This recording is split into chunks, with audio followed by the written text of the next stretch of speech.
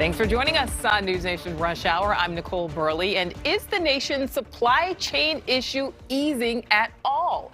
Secretary Pete Buttigieg paid a visit to ports in California today, laying out actions of the Biden-Harris Supply Chain Task Force to help speed things up. And California Governor Gavin Newsom also proposing his own plan to get things flowing. Correspondent Michael Shore is live for us in Long Beach. Okay, Michael, break things down for us. I will do my best, Nichole. Here in Long Beach, you're really in the belly of the beast when it comes to the supply chain issues that have plagued the country, not just the state, the country as a whole. So much of what we supply to the country comes out of Long Beach, comes out of Los Angeles. You see there behind me just container after container. So right now there are a lot of containers coming in. The Secretary of Transportation here today to talk about that supply chain issue, how they think that they've done a lot of work to make it better, and how a lot of money is now pouring into making it all better.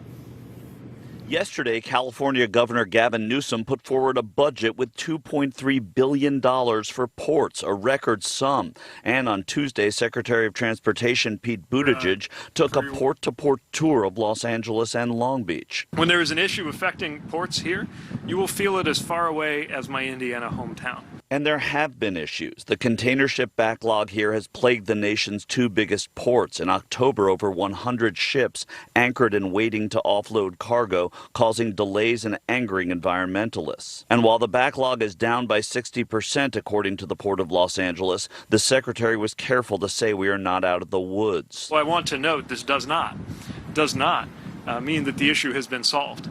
It's not just how many ships can you see, it's how many ships are on their way. And also what is on those ships. When I asked the secretary whether these measures will help to address the dearth of new cars that have caused an increase of 35% in the cost of used cars, according to Black Book, the administration did not predict an imminent remedy. It is the availability not only of imported cars, but of course in our U.S. auto industry that's so important, the availability of certain parts or components. That's one more element of why we have a sense of urgency about improving the flow of goods across the country.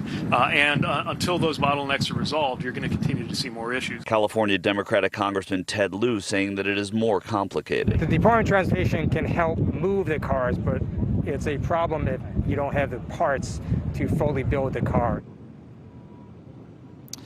And Nichole, Congressman Lieu telling me that it is about the chips, clearly trying to deflect a little bit from the Department of Transportation having to have a big role in what is a car problem here in the United States right now. And just to give you an idea, right now, they are saying at J.D. Power and Associates, who track these things, that 89% of new car buyers are paying sticker price or more. I mean, that's an unbelievable thing that's happening. You heard the price of used cars is up. They don't expect this to end anytime in 2022. Nichole? Yeah, sticker price more. That goes against everything I believe in.